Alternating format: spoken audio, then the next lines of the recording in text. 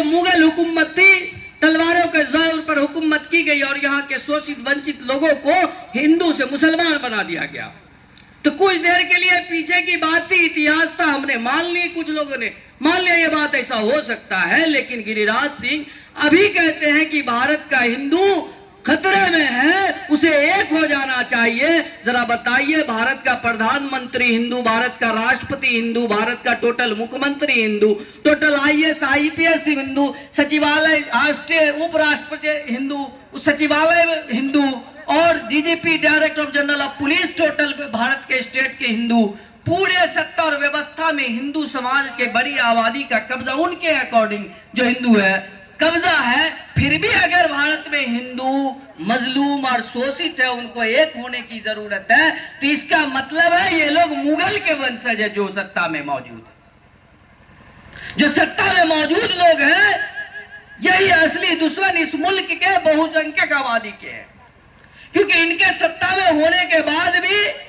अगर इस मुल्क का बहुसंख्यक आबादी खतरा में है चंद मुट्ठी भर के लोगों से, तो ये बात साफ जाहिर होता है कि इनको हिंदू का परवाह नहीं, बल्कि इनको अपने सत्ता और व्यवस्था में चंद मुट्ठी भर जो स्वर्ण मनुवादी सामंतवादी ताकत संघवादी ताकत विचारधारा के लोग हैं, उनको कैसे सत्ता में बैठाले रखना है, इसका डर उनको सता रहा है। इसलिए उसने इस जैसी रणनीति को तैयार किया है कि चंद मुट्ठी भर मुस्लिम आबादी का डर दिखाकर इस मुल्क की शोषित वंचित पिछले पायदाने पर बैठे हुए दलित महादलित और जो बहुजन समाज की आबादी, उसको किस तरह से एक पायदाने पर लाकर, एक माला में डालकर, एक लाठी से हटाने के लिए हिंदू समाज को खतरे में साबित कर सत्ता में बैठाने की रणनीति तैयार की जाए।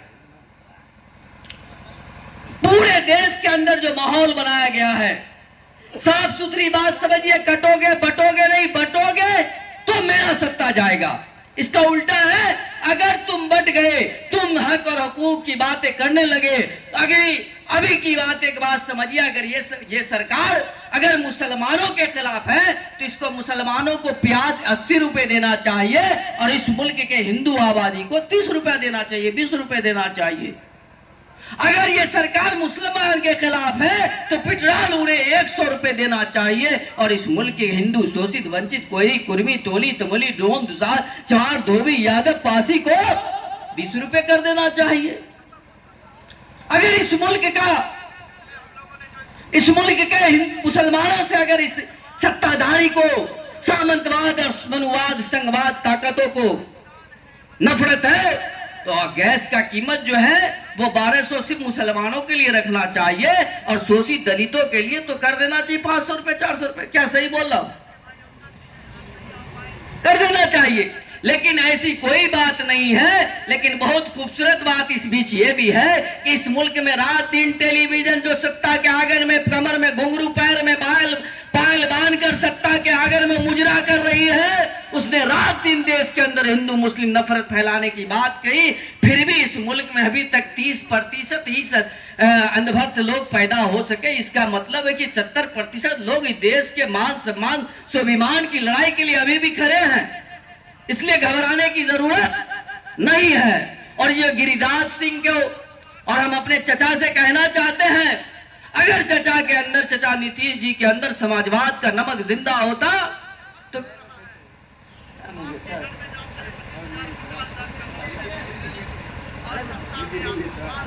तो गिरिराज सिंह को गिरफ्तार कर बंगाल के खाड़ी में पहुंचा देते।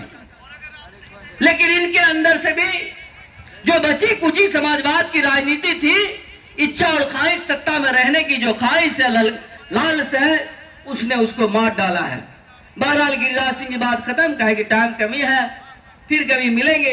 लेकिन 2 मिनट और दे दीजिए, प्रशांत किशोर के बारे में थोड़ा सा बात कर दी जाए, क्योंकि वो बहुत बड़े मुसलमान के हमदर्द बन रहे, मुसलमानों के बीच में जा रहे हैं, कह रहे हैं कि तुम अगर बटोगे तो मजलूम, तो जालिम तुम पर हुकूमत करेगा।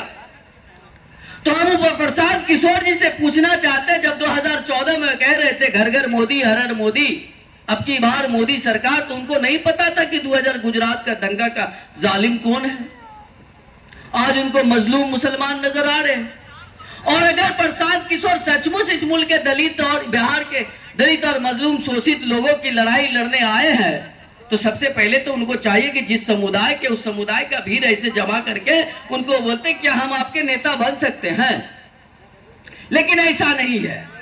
एक नारा था काशीराम जी का, वोट हमारा राज तुम्हारा नहीं चलेगा। इसी तरह मेरा नारा है प्रशांत किशोर जी को यहां से याद रखिएगा, आदमी हमारा और भाषण तुम्हारा नहीं चलेगा, वोट हमारा और सत्ता तुम्हारा नहीं चलेगा। आदमी शोषित वंचित मजलूम तबके के लोग होंगे और सत्ता में ये शकल बदल बदल कर आने वाले लोग ये पांडव लोग होंगे, ऐसा नहीं होने देंगे। इसलिए सजग रहिए, जग के रहिए और ऐसे लोगों को जो चेहरा छुपा छुपा कर आपके बीच में घूम रहे हैं उनको बेनकाब कीजिए। अब इन्हीं बातों के साथ मैं यही कहूंगा कि हमारे जो गौतम भाई हैं बहुत संघर्षशील हैं, हम इनके साथ 8-7 साल से काम कर रहे हैं। इनकी ईमानदारी इतना ही समझिए कि अगर ये इनको चाहते कि किसी और जगह जाकर हम मेहनत करें तो कहीं और जा चुके होते, पहुंच चुके होते।